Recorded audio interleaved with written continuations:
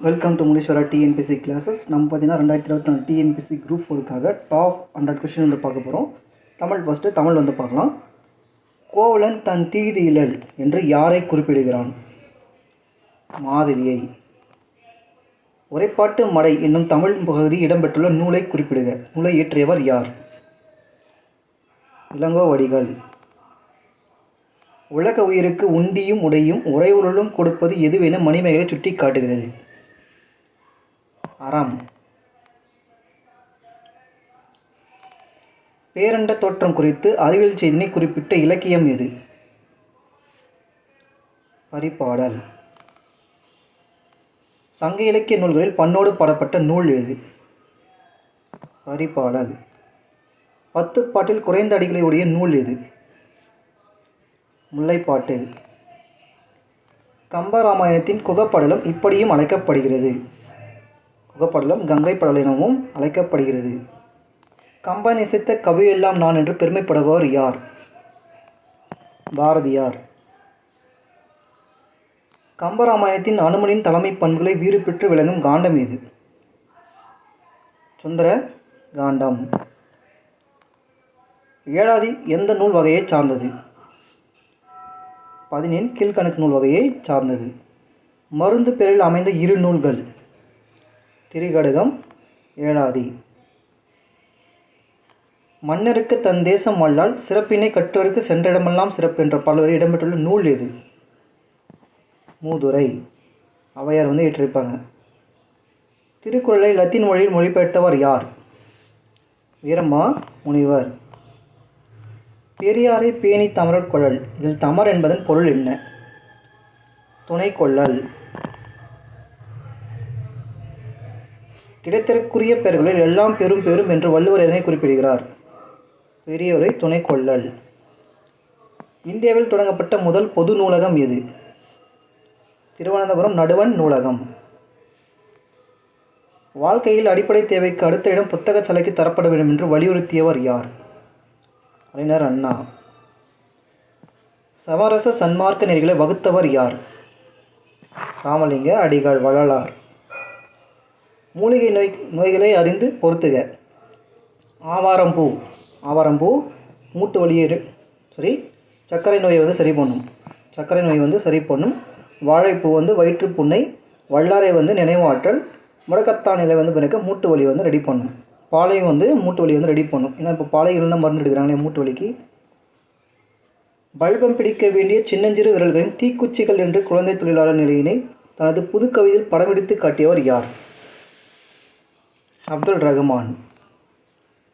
முசிறி துறைமுகப்பட்டினம் பந்தர் என்று பெயரிட்ட இடம் எது? முசிறி துறைமுகப்பட்டினத்தில் பந்தர் என்று பெயரிட்ட இடம் குறிப்பது அரேபியர் வணிகம் செய்த இடம். மூலூர் ராமவர்தம் வாழ்ந்த காலம் 83 to 1962 வரைக்கும். சந்திர மண்டலத்தை கண்டெழுதுவோம் என்று எழுதியவர் யார்? பாரதியார். தமிழில் எகர ஓகர வரிசை எழுத்துக்களில் புள்ளிகள் ஏற்படும் குழப்பங்களை கலைத்தவர் யார்? வீரமா முனிவர். கல் தோன்றி மண் தோன்றா காலத்தை வானோடு முள் தோன்றி மூத்த குடி என குறிப்பிடும் நூல் எது? புறப்பொருள் வெண்பா மாலை. கிபி 2ஆம் நூற்றாண்டில் தாழம்பி என்பவரால் மல்லியப்பா என துறைமுகமாக கட்டப்படும் பகுதி எது? மயிலாப்பூர். இந்தியாவின் தேசிய பங்கு வீதம் என்னும் ஆய்வுக்காக கொலம்பியா பல்கலைக்கழகத்தின் முனைவர் பட்டம் பெற்றவர் யார்? சட்டமேதை அம்பேத்கர். மணக்குடை வாங்கும் திருமணங்களில் கலந்து கொள்ள மாட்டேன் என மணக்குடை முறைக்கு எதிர்ப்பு தெரிவித்தவர் யார்? காயிதே மில்லத். கொய்யாக்கனி என்ற நூலின் ஆசிரியர் வந்து பெருஞ்சித்திரனார். திராவிட சாஸ்திரி என்று போற்றப்படுபவர்? பரிதிமார் கலைஞர். மேடை காட்சி திரைகளை பற்றியும் நாடக அரங்கில் அமைப்பு பற்றியும் கூறும் நூல் எது? சிலப்பதிகாரம். மீசைக்கார பூனை என்ற நூலின் ஆசிரியர் யார்? பாவண்ணன். பெருங்காப்பியம் சிறுங்காப்பியம் தொடர்பான இலக்கணம் கூறும் நூல் எது?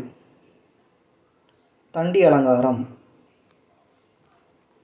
இந்திரா காந்தி படித்த விஸ்வபாரதி கல்லூரி அமைந்துள்ள மாநிலம் எது? மேற்கு வங்காளம். தமிழக அரசின் பரிசை பெற்ற முடியரசனின் காவியம் எது? பூங்கொடி. சுதேசி கப்பல் கம்பெனியின் தலைவராக இருந்தவர் யார்? சுதேசி கம்பெனியின் தலைவராக இருந்தவர் யார்? பாண்டித்துரை. அதாவது பெரும் பங்குத்துறை யாருன்னா அவர் தான், பாண்டியர் தான் வந்திருப்பார். உயிருக்கரிய துணையாக இன்பம் சேர்ப்பது எது? புகழ். எல்லாம் சொல்லும் பொருள் குறித்தினவை என்பது யாருடைய கூற்று? தொல்காப்பியர். பெரிய புராணம் என்னும் நூலுக்கு சேக்கிழாரிட்ட பெயர் என்ன? திருத்தொண்டர் புராணம். செந்தமிழில் செழுந்தமிழாக செய்வது வேண்டுமென்று பல நூல்களை இயற்றியவர் யார்? பாரதிதாசன். செந்தமிழில் செழுந்தமிழாக காண வேண்டும் என்று எண்ணியவர் யார்னா பாரதிதாசன். கடுவன் என்ற சொல்லின் எப்பாலினை குறிக்கும்? ஆண்பால். மந்தி என்ற சொல் எப்பாலினை குறிக்கும்? பெண்பால். நம்பியாரூரார் என்று அழைக்கப்படுபவர் யார்? சுந்தரர். இரட்டுற மொழிதலில் பாடலில் முத்தமிழ் என்பது எவ்வாறு ஒப்புமைப்படுத்தப்படுகிறது? முத்தினை அமிழ்தெடுத்தல். புறப்பாட்டு என அழைக்கப்படுவது புறநானூறு. ஏறுதழுவல் பற்றி கூறும் ஒரே சங்க நூல்? கலித்தொகை. அகநானூறு நூலை முதலில் பதிப்பித்தவர் யார்? அகநானூறு நூலை முதலில் பதிப்பித்தவர் யார்? ராஜகோபால ஐயர்.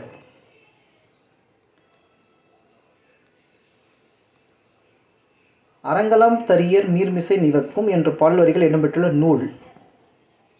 பதிற்று 10. செப்பேடுகள் எந்த நூற்றாண்டு முதல் கிடைத்தன? 7ஆம் நூற்றாண்டு முதல். இரண்டாம் ராசராச சோழனின் மெய்கீர்த்தி எத்தனை உள்ளது? சோழரை பற்றி பேசக்கூடியது தான் மெய்கீர்த்தி.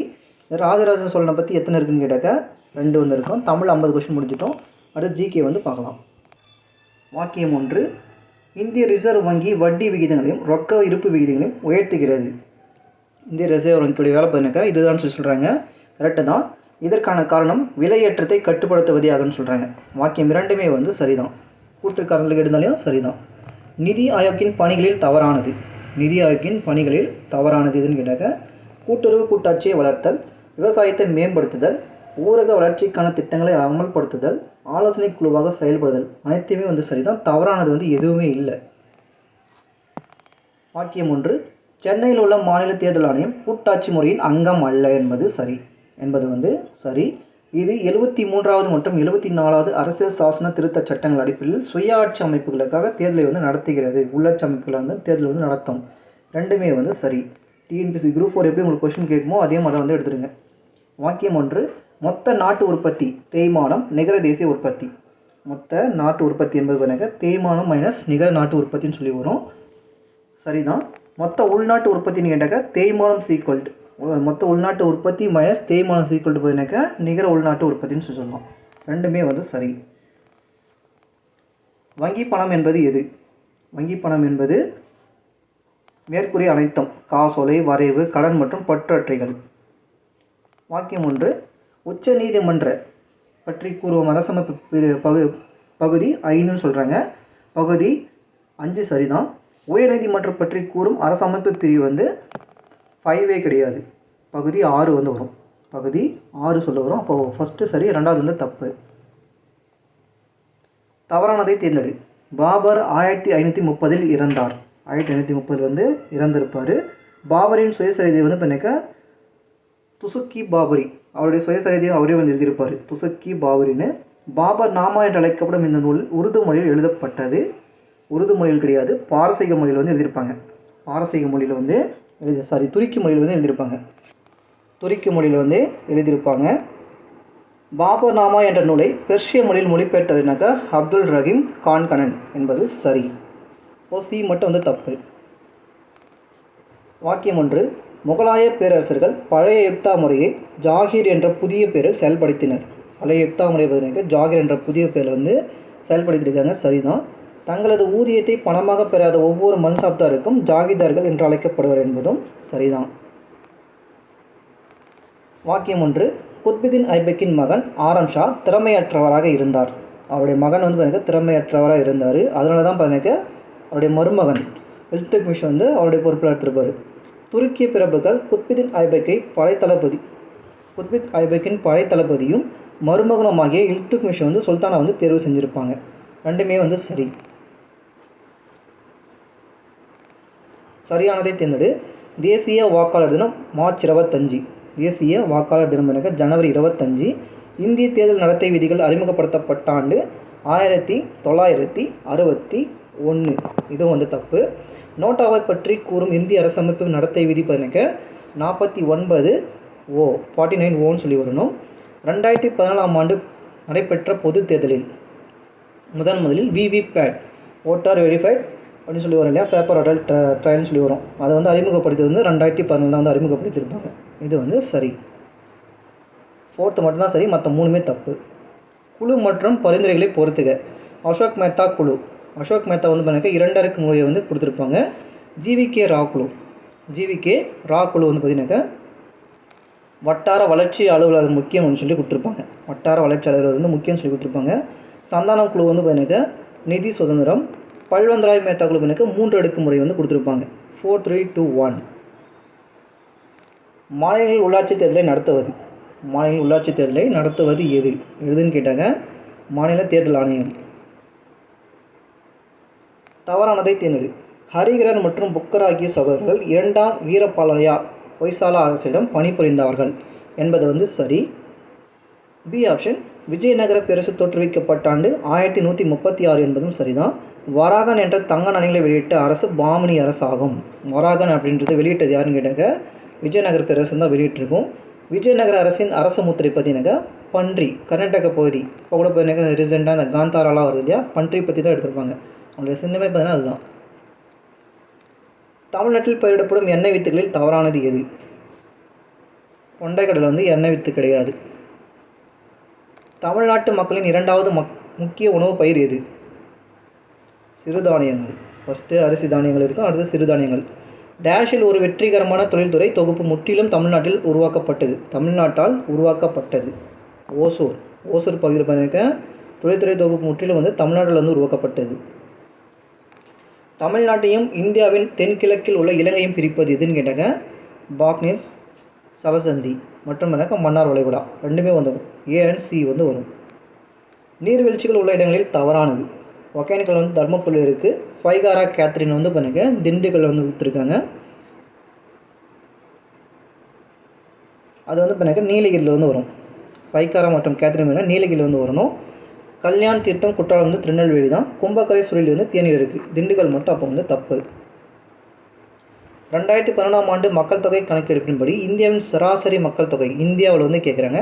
இந்தியாவில் அப்படின்னு கேட்டாக்க 382 பேர். அதே தமிழ்நாட்டில் கேட்டாக்க 555. 119. வளங்களை பொறுத்துக. தனிநபர் வளங்கள் என்பது எனக்கு அடுக்குமாடி கட்டிடங்கள். சமூக வளங்கள் என்பது பார்த்தீங்கன்னாக்க பூங்காக்கள். நாட்டு வளங்கள் என்பது இந்தியாவின் வெப்பமண்டல மலைக்காடுகள். பன்னாட்டு வளங்கள் என்பது திமிங்கல புனுகு. அப்போ வந்து ஆப்ஷன் பார்த்தீங்கன்னாக்க 2143. 1988 முதல் 81ஆம் ஆண்டில் கண்டுபிடிக்கப்பட்ட இயற்கை எரிவாயு வகைகளில் தவறானது எது? இயற்கை எரிவாயு இதில் வந்து தவறானது எதுன்னு கேட்குறாங்க. கிருஷ்ணகிரி, கோதாவரியெல்லாம் இப்போ கண்டுபிடிச்சது. இதெல்லாம் பார்த்தீங்கன்னா 88, 89 காவிரி படுக்கை, நந்தா மற்றும் டாரெட்டு, காம்பேட் வடிநிலம், ராஜஸ்தான் உள்ள ஜெய்சால்மர்லாம் வந்து அப்போ கண்டுபிடிச்ச பகுதிகள். தென்னிந்தியாவின் மான்செஸ்டர் என்று அழைக்கப்படும் நகரம் கோயம்புத்தூர். வாக்கியம் 1. 1927ஆம் ஆண்டு பிப்ரவரி மாதம் செப்டம்பரில் பம்பாய் ரயில்வே பணிமனை வேலைநிறுத்தம் நடைபெற்றது என்பது வந்து சரிதான். ஆனால் பம்பாயில் கிடையாது, காரக்பூரில் வந்து நடந்திருக்கும். காரக்பூரில் வந்து நடந்திருக்கும். வருஷம் ரைட்டு தான். 1928ஆம் ஆண்டு ஜனவரி, ஜூலை மாதங்களில் இடையே வில்லுவார் ரயில் பணிமனை வேலைநிறுத்தம் வந்து நடைபெற்றிருக்கும். 2வது வந்து சரி. ஃபஸ்ட்டு மட்டும் வந்து தப்பு. அமிர்தசரஸில் ரவுலட் சட்ட எதிர்ப்பு போராட்டங்களின் போது கைது செய்யப்பட்டவர் யார்? சாய்ஃபுதீன் கிச்லு மற்றும் இன்னொருத்தர் வந்து வருவார். அது யாருன்னு சொல்லி நீங்கள் சொல்லுங்கள். 2 பேர் வந்து அது பேர் லாஸ்ட்டில் வந்து பால் முடியும். முன்னாடி இருக்க பேர் வந்து நீங்கள் சொல்லுங்கள் என்னன்னு சொல்லுங்கள். இவங்க 2 பேர் வந்து அரெஸ்ட் பண்ணியிருப்பாங்க. சாய்ஃபுதீன் கிச்லு மற்றும் டேஷ் பால். ஞாலத்தின் மானப்பெரியது எது? ஞாலத்தின் மானப்பெரியது தக்க காலத்தில் செய்யப்பட்ட உதவி. சாதி உணர்வுகளால் திராவிட இனம் மற்றும் திராவிடர்கள் என்ற ஆரியரிடம் அடிமையானவர்கள் என்று கூறியவர் யார்? சாதி உணர்வுகளால் திராவிட இனம் திராவிடர்கள் என்ற ஆரியரிடம் அடிமையானவர்கள் என்று குறிப்பிட்டவர் யார்? ஈவேரா பெரியார். அன்னி பெசன்ட் பற்றி சரியானதை தேர்ந்தெடு. 1907ஆம் ஆண்டு H.S. ஆல்காட்டின் மறைவுக்கு பின்னர் பிரம்மஞான சபையின் தலைவராக அன்னி பெசன்ட் வந்து தேர்ந்தெடுக்கிறாங்க. வருஷம் எப்போன்னு கேட்டாங்க 1907 என்பது சரிதான். அயர்லாந்தில் வழங்கப்பட்டதை போல் இந்தியாவுக்கும் தன்னாட்சி வென்று கேட்டவனாக அன்னி பெசன்ட் அம்மையார் தான். பிரம்மஞான சபை கருத்திலே தன்னுடைய நியூ இந்தியா மற்றும் காமன்வெல்த் செய்தியாளர் வந்து பரப்பியிருப்பாங்க அன்னி பெசன்ட் அம்மையார் தான். 1916 வந்து தொடங்கப்பட்டது தன்னாட்சி இயக்கத்திலேருந்து இவரும் ஒரு முக்கியமாக இருப்பாங்க. சென்னையில் வந்து தொடங்கியிருப்பாங்க. சென்னை அடையாறில் வந்து தொடங்கியிருப்பாங்க. அனைத்தும் வந்து சரி. வாக்கியம் 1. ஐரோப்பிய மொழிகள் தவிர்த்து அச்சில் ஏறிய மொழிகளில் முதல் மொழி பார்த்தீங்கன்னா நம்ம தமிழ் மொழி வந்து வரும், இந்தி மொழி கிடையாது. 1578ஆம் ஆண்டு தம்பிரான் வணக்கம் என்னும் தமிழ் புத்தகம் வந்து பார்த்தீங்கன்னா கோவாவிலேருந்து வெளியிட்டிருப்பாங்க. கல்கத்தாவிலேருந்து கிடையாது. ரெண்டுமே வந்து தவறு. வாக்கியம் 1. 1913ஆம் ஆண்டு அப்போதைய செயற்குழு உறுப்பினர் ஜான் அலெக்சாண்டர் ஜோர்டன் கார்டிவ் இருந்தார். ஜான் கார்டிவ் தான் வந்து இருந்தார்ன்றது கரெக்டு தான். அவர் அளித்த அறிக்கையின்படி மக்கள் தொகையில் 3% மட்டுமே பிராமணர்கள் வந்து இருந்திருக்காங்க. 100ல் 3% மட்டுமே பிராமணர்கள் வந்து இருந்திருக்காங்கன்னு சொல்கிறாங்க. ரெண்டுமே வந்து சரி. ஏன்னா அவங்க தான் வந்து அதிக ஆட்சி புரிஞ்சாங்க அப்படின்னு சொல்கிறாங்க. சம்பரானுக்கு வருகை புரியுமாறு காந்தியடிகளை கேட்டுக்கொண்ட சம்பரானை சேர்ந்த விவசாயி யார் அப்படின்னு கேட்டாங்க ராஜ்குமார் சுக்லா. சம்பரான் சத்தியாகிரகம் 1917 வந்து வரும். 1950 வந்து காந்தி வருவார். 17ல் ஃபஸ்ட்டு போராட்டத்தில் வந்து கலந்துப்பார். அடுத்தது கரண்ட் அஃபேர் ஒரு 5 கொஷின் பார்த்துடலாம். எந்த மாவட்டத்தில் வள்ளியூர் அருகே உள்ள துலுக்கர்பட்டி அகழ்வாராய்ச்சி தளத்தில் தமிழ் எழுத்துக்கள் பொறிக்கப்பட்ட மண்பானை ஓடுகள் கிடைத்துள்ளன? திருநெல்வேலி. எந்த மாவட்டத்தில் உள்ள பொற்பனை கோட்டில் அகழ்வாயில் தங்கத்தோடு கார்னிலியன் கற்களால் உருவாக்கப்பட்ட சூகுவலன மணி நெசவு தொழிலுக்கு பயன்படுத்தப்பட்ட எலும்பு முனைக்கருவிகள் ஆகியவை கண்டுபிடிக்கப்பட்டன? புதுக்கோட்டை. எங்கு நடைபெற்று வரும் 9வது கட்ட அகழ்வாயில் இதுவரை தங்க அணிகலன்கள், சுடுமண் விலங்கிலான உருவங்கள், கண்ணாடி மணிகள், எலும்பினால் செய்யப்பட்ட கூர்முனைகள் உள்ளிட்ட 183 தொல்பொருட்கள் கண்டறியப்பட்டுள்ளன? சிவகங்கை கீழடியில். எந்த மாவட்டத்தில் உள்ள திருமயம் மலையின் தெற்கு விளிம்பில் வரலாற்றுக்கு முந்தைய மனிதர்கள் வாழ்ந்ததாக நம்பப்படும் 4 இயற்கை குகைகளின் தொடர்ச்சி குன்றுகள் கண்டறியப்பட்டுள்ளன? புதுக்கோட்டை. சரி, புதுக்கோட்டை தான். எந்த மாவட்டத்தின் வெம்பக்கோட்டை பகுதியில் நடைபெற்று வரும் 2ஆம் கட்ட அகழ்வாயில் சுடுமண்ணால் செய்யப்பட்ட கருநிற தோசைக்கல் வந்து கண்டெடுக்கப்பட்டன அப்படின்னு கேட்டாங்க விருதுநகர். ஓகே, தேங்க்யூ ஃபார் வாட்சிங். பிடிச்சிருந்தா லைக் அண்ட் கமெண்ட் பண்ணிட்டு போங்க. தினமும் நம்ம இதே மாதிரி வீடியோஸ் வந்து பார்க்கலாம். சப்ஸ்கிரைப் பண்ணி வச்சுக்கோங்க. நம்ம எக்ஸாம் முடிகிற வரைக்கும் இந்த மாதிரி டாப் 50 கொஸ்டின்ஸ் நம்ம பார்த்துட்டு போயிட்டே இருக்கலாம். சரிங்களா? தமிழ் இதெல்லாம் வந்து பார்த்துட்டு போயிட்டே இருக்கலாம். உங்களுக்கு லாஸ்ட் ரிவிஷன் மாதிரி இருக்கும். தேங்க்யூ ஃபார் வாட்சிங். தேங்க்யூ.